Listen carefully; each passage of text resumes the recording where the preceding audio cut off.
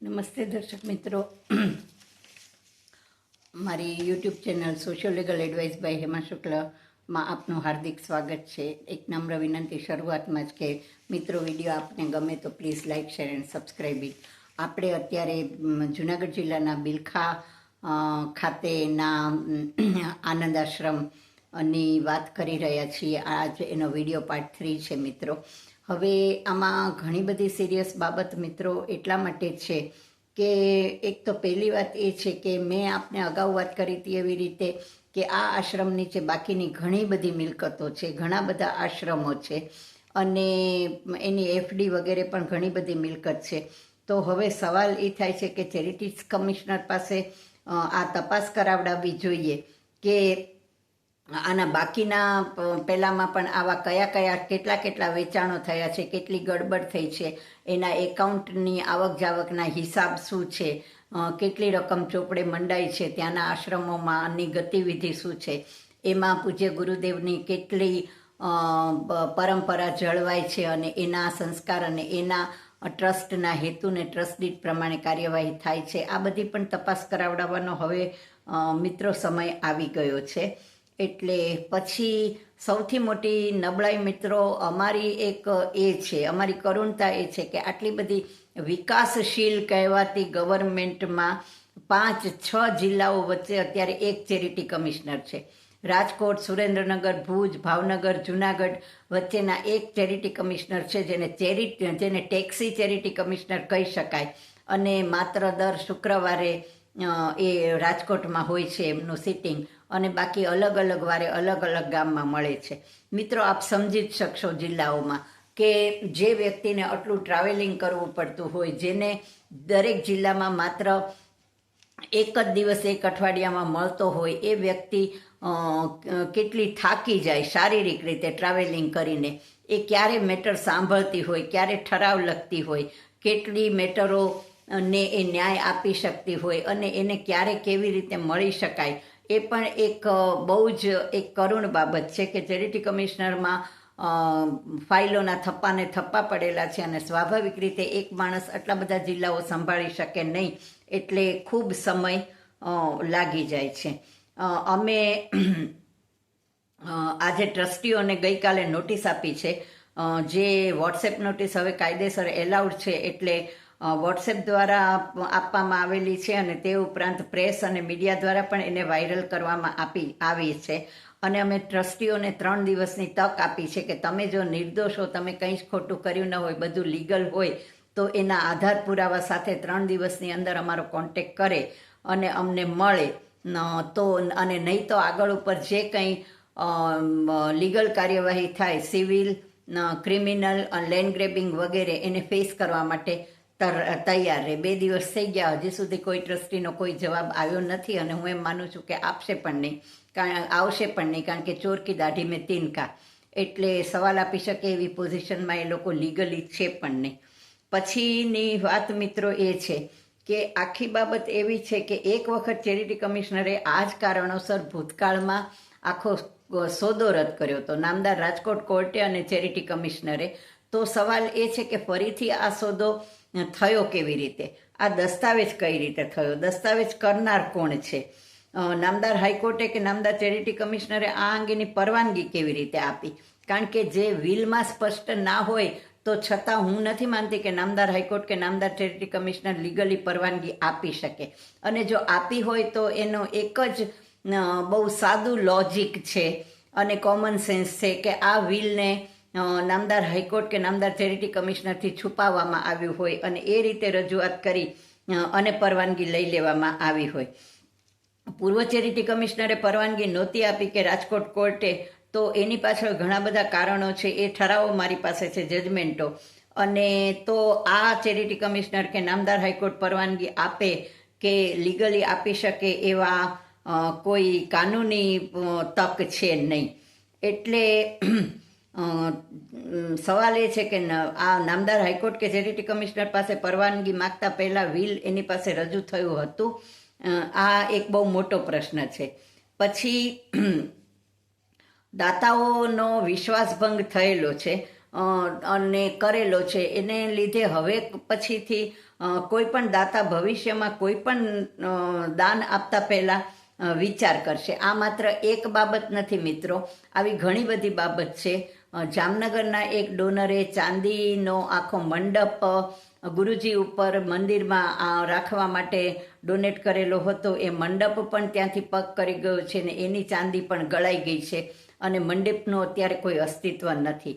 બધા કિંમતી પુસ્તકો જે અલભ્ય પુસ્તકો હતા એને એક વૃક્ષ નીચે આશ્રમમાં દાટી દેવામાં આવેલા છે અને રિસીવર નિમીને જો તપાસ કરવામાં આવે તો અત્યારે પણ એનું પ્રૂફ મળી શકે એમ છે. એટલે આવા જે ટ્રસ્ટીઓ હોય કે તો સવાલ એ છે કે આટલી બધી મિલકત અને આટલા બધા આશ્રમો, આટલી બધી સ્થાવર જંગમ મિલકતો, એની આવા ટ્રસ્ટીઓના હાથમાં સલામતી શું? અને આવા ટ્રસ્ટીઓ ઉપર ક્યારેય કોઈ અનુયાયીઓ કે સત્સંગીઓ કે સેવકો એ વિશ્વાસ રાખી શકે ખરા? વિશ્વાસ રાખવાનું કારણ શું? અને જેણે આ વિશ્વાસ ગુમાવેલો છે એની નૈતિક ફરજમાં આમ તો આવે છે કે એણે રાજીનામા ધરી દેવા જોઈએ, પણ નીતિમત્તા સાથે જેને લાગતું વળગતું હોય એ ટ્રસ્ટીઓએ આવું કર્યું જ ન હોય એ બહુ એક સ્વાભાવિક બાબત છે. એટલે આપણી સૌથી મોટી કરુણતા એ છે કે ધાર્મિક ટ્રસ્ટો, સંસ્થાઓ બધા પાસે પુષ્કળ પૈસા છે, એટલું બધું ધન છે કે જો એ લઈ લેવામાં આવે તો ભારતનું દેવું પૂરું થઈ જાય. પણ આટલી મિલકત હોવા છતાં આપણી પાસે પ્રમાણિક ટ્રસ્ટીઓ નથી. સૌથી ગરીબ આપણે અત્યારે જો કોઈ હોઈએ તો એ નીતિમત્તાવાળા અને પ્રમાણિક વ્યક્તિઓની બાબતમાં છીએ. પૈસા દેખીને ભલભલાની દાઢ દળકી જાય છે અને આ ધાર્મિક સંસ્થાઓનો પૈસો આ રીતે ધન વેડફાઈ જાય છે.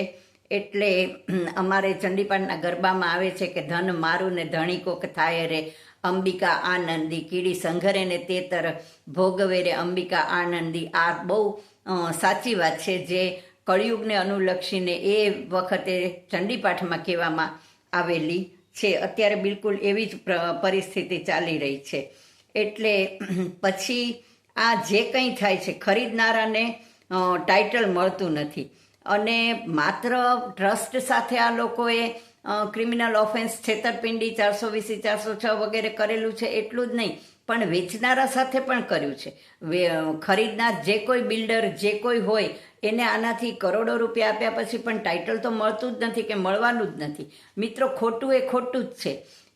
વ્યક્તિના વિલ કરનાર વ્યક્તિના મૃત્યુ પછી વિલ બદલાવાનું નથી ને એણે વિલમાં જે વેચાણ, બોજો, ગીરો ઉપર પ્રતિબંધ મૂક્યો તો એ હવે બદલાઈ શકવાનો નથી. એનો અર્થ એ કે ગમે તેટલા ખોટા દસ્તાવેજ કર્યા હોય કે પરમિશન લીધી હોય કે જે કંઈ કર્યું હોય એ, પણ લીગલ પોઝિશન ચેન્જ થવાની નથી. અને આ જે સોદો આખો થયેલો છે એ સોદો વોઇડ એબ ઇનિશિયો ઉત્પન્ન થયો ત્યારથી જ રદ છે એ એક હકીકત છે. એટલે વેચનારાઓએ માત્ર ટ્રસ્ટ સાથે જ ગદ્દારી કે 420 કરી છે એટલું જ નહીં, એણે ખરીદનાર સાથે પણ ગદ્દારી કરી છે અને ખરીદનારને પણ આનાથી કોઈ લીગલ રાઇટ ટાઇટલ મળ્યા નથી. એટલે એણે બહુ સ્પષ્ટ સમજી લેવાની વાત છે. જે કોઈ બિલ્ડરે આ જમીન લીધી હોય, અત્યારે એને જે કોઈ ડેવલપ કરી રહ્યા હોય એ જુદી વાત છે, પણ એનાથી એને ટાઇટલ મળવાનું નથી. એટલે મે બી પોસિબલ કે ભવિષ્યમાં એના ગધા બી ગયા હોય, રસી બી ગઈ, ગધેડીને ફાળ્યું બેય જાય, જમીન પણ જશે અને પૈસા પણ જશે. એટલે અને આને જે રીસેલિંગમાં જાય, જે બાયર આ ખરીદવાના છે એ બધાને મારી વિનંતી કે જે સર્વે નંબર અને જે જાગનાથની આ પ્લોટની વાત છે એના ઉપર કન્સ્ટ્રક્શન કંઈ પણ કરવામાં આવે, કોમર્શિયલ, રેસિડેન્શિયલ કંઈ પણ, તો એને લીગલ રાઇટ ટાઇટલ નથી અને એ તદ્દન ગેરકાયદેસર સોદો છે. એટલે મહેરબાની કરીને કોઈએ આવામાં પૈસા નાખતા પહેલાં વિચાર કરવો કે આ તમારી પાસે એનું ટાઇટલ નથી ને આ સોદો ગમે ત્યારે રદ થશે અને અમે ચોક્કસપણે કરાવશું. એટલે આ જે છળકપટ છે એ માત્ર ટ્રસ્ટ સાથે કે ટ્રસ્ટની મિલકત સાથે નથી, એ બાયર સાથે જ છે. અને લોમાં એક ફ્રેઝ અમારે ભણવામાં આવતું હતું કે બાયર્સ બી અવેર. ખરીદનારે રાઇટ ટાઇટલ પૂરતા ચકાસીને લેવા જોઈએ. વેચનાર તો ગરજાવ હોય એટલે એ તમને તાજમહેલ કે કુતુબ મિનાર પણ વેચી જવાનો છે, પણ તમારે અક્કલથી વિચારવાનું છે કે તમે જે કરોડોને રૂપિયા ખર્ચીને મિલકત લો છો એના રાઇટ ટાઇટલ ક્લિયર છે કે નહીં. અને એ જો તમે ન ધ્યાન રાખ્યું હોય અને તમે મિલકત કોઈ પણ માલાફાઈડ ઇન્ટેન્શનથી કે ખરેખર જેન્યુઇન પહેલાંથી ખરીદી લીધી હોય તો એને માટે જવાબદાર તમે છો, ટ્રસ્ટ નહીં. અને એ પૈસા તમારા ચોક્કસ જશે અને તમારી સાથે પણ બહુ મોટા પાયે કરપ્શન થઈ ગયેલું છે. એટલે આ દરેકે, અને એને અંગેની અમે આવતીકાલ તારીખ 9/7/25 અકીલામાં એડવર્ટાઇઝમેન્ટ પણ આપેલી છે કે આ ખરીદદાર ચેતે, અને આ મિલકત એ વાદવાળી મિલકત છે અને વસિયતથી મળેલી મિલકત છે, જેને વેચવાના કોઈને વેચનારને હક નહોતા. એટલે આ અંગેના કોઈએ ભવિષ્યમાં કોઈ સોદા કરવા નહીં. સબ રજિસ્ટ્રારે પણ ધ્યાન રાખવું જોઈએ કે આ અંગેના ભવિષ્યના સોદા થાય નહીં, કારણ કે આનું ટાઇટલ ક્લિયર નથી. અત્યારે એને આ સોદો કેવી રીતે કર્યો એ તો ભાઈ જગદીશભાઈ મહેતાની ભાષામાં કહેવામાં આવે તો રાજા રામ જાણે. એટલે હવે આગળ ઉપર મિત્રો આપણે જોઈએ તો જે ટ્રસ્ટીઓના રૂમ છે એ આશ્રમમાં એસી રૂમ, બહુ ભવ્ય રાચ રચીલાવાળા એસી રૂમ છે. એનો એ લોકો માટે કાજુ બદામવાળા દૂધ રોજ રાત પડે જાય છે અને બધા જ રાચ રચીલા સાથેનું એમનો વૈભવી આવાસ ત્યાં એ લોકોએ બનાવેલું છે. જ્યારે પાઠશાળાના વિદ્યાર્થીઓની જે કુટીરો કે રૂમો છે એ ભયંકર બિસ્માર હાલતમાં છે. એમાં ઉપરથી બાથરૂમમાંથી પણ છોકરાઓ ઉપર પાણી ટપકતું હોય એવી દશા છે. અને બહુ સ્વાભાવિક છે, કારણ કે પાઠશાળા ચાલુ રાખવામાં આ લોકોને રસ જ નથી. એટલે વિદ્યાર્થીઓ ગમે તેટલા હેરાન થાય અને એની સાથે પંક્તિભેદ થાય, ભાણાંતર થાય અને ખૂબ ખરાબ બિહેવિયર કરવામાં આવે કે જેથી એ આ પાઠશાળા છોડીને જતા રહે અને ભવિષ્યમાં બિલખા જુનાગઢ રોડ ઉપર રહેલી આ જમીનનું પણ કોમર્શિયલ યુઝમાં ઉપયોગ કરી શકાય એવી મેલી દાનત 100% આ ટ્રસ્ટીઓની લાગે છે. અને એની આ બિહેવિયર ઉપરથી એ સાબિત થાય છે. ટ્રસ્ટીઓ ગમે તેટલા પૈસાપાત્ર હોય કે ગમે એટલો પગાર મેળવતા હોય કે રિટાયર્ડ કલેક્ટર કે ડેપ્યુટી કલેક્ટર કે ઇન્ડસ્ટ્રીયાલિસ્ટ કે જે કોઈ હોય એ, પણ એમની બિહેવિયર બિલકુલ એ ટાઈપની છે નહીં. અને ધર્મનો પૈસો, જેને પંચનો પૈસો કહેવાય, કે જે ક્યારેય કોઈને પચતો નથી. પ્લેન ક્રેશમાં એનું એક ઉદાહરણ આપણે જોઈ લીધું છે. એટલે ભવિષ્યમાં પણ આ પરિણામ બધાનું આવવાનું જ છે એવો એક પેલો રાખીને. અને મિત્રો, અમારા લિટિગેશનની વાત કરીએ તો અમે આમાં ચેરિટી કમિશનરમાં, સિવિલ કોર્ટ રાજકોટમાં, કલેક્ટર રાજકોટ પાસે લેન્ડ ગ્રેબિંગની ફરિયાદ, બિલખા કોર્ટમાં ક્રિમિનલ કેસ, આ બધું જ કરવાના છીએ. અને એનું પરિણામ જે કોઈ હોય એ દરેકે ભોગવવા માટેની તૈયારી રાખવાની છે. લીગલ પોઝિશન એ છે કે દરેકે દરેક ટ્રસ્ટી આને માટે જવાબદાર રહેશે. પછી એ નિર્દોષ હોય, હમણાં દાખલ થયેલો હોય, જૂનો હોય, આમાં સંડોવાયેલો હોય ન હોય, એણે કરપ્શન લીધું હોય ન લીધું હોય, એની સાથે કોઈ લેવા દેવા નથી. પણ ટ્રસ્ટ એક્ટની જોગવાઈ પ્રમાણે દરેકે દરેક ટ્રસ્ટીની વ્યક્તિગત સિવિલ અને ક્રિમિનલ લાયબિલિટી રહેશે. અને જો સળિયા પાછળ પણ જશે તો બધા જ ટ્રસ્ટીઓ જશે. એમ કહી શકે નહીં કે હું આમાં નહોતો, કે કારણ કે ટ્રસ્ટ અને ટ્રસ્ટીઓ એ એક બહુ મોટી જવાબદારી છે અને બધાની આ ક્રિમિનલ લાયબિલિટી રહે છે. એટલે 9 ટ્રસ્ટીઓને તો ઓલરેડી અમે જોડ્યા જ છે ને ભવિષ્યના લિટિગેશનમાં પણ જોડવાના છીએ. પણ એ સિવાયના પણ કોઈ જો ટ્રસ્ટીઓ તે વખતે હોય અને અત્યારે ન હોય, અથવા તો આ ટ્રાન્ઝેક્શન પછી જોડાયેલા હોય, તો પણ એ બધાયની જવાબદારી આને માટે લીગલ લાયબિલિટી રહેશે ને રહેશે.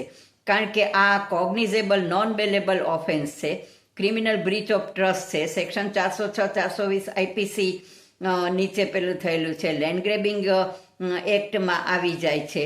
એટલે આ બધી જ જવાબદારી છે એ બધા જ ટ્રસ્ટની અને ટ્રસ્ટીઓની રહે છે. રિસીવર પણ નીમવામાં આવશે ટ્રસ્ટના એકાઉન્ટ, ઓડિટ વગેરે બાબતે. એના જે ચાર્ટર્ડ એકાઉન્ટન્ટ હશે, ઓડિટર હશે, એની પણ જવાબદારી રહેવાની છે. ટ્રસ્ટના આવક જાવકના હિસાબો વગેરે અંગે પણ માહિતી મંગાવીને એનું પણ પેલું કરવાનું છે. જરૂર પડે તો રિસીવર નિમાવીને અને કોર્ટ કમિશનર દ્વારા પણ કાર્યવાહી થનાર છે. અને એનાથી પણ વધારે જરૂર પડશે તો મે બી પોસિબલ કે કોઈ વહીવટદાર નિમી દેવામાં આવે.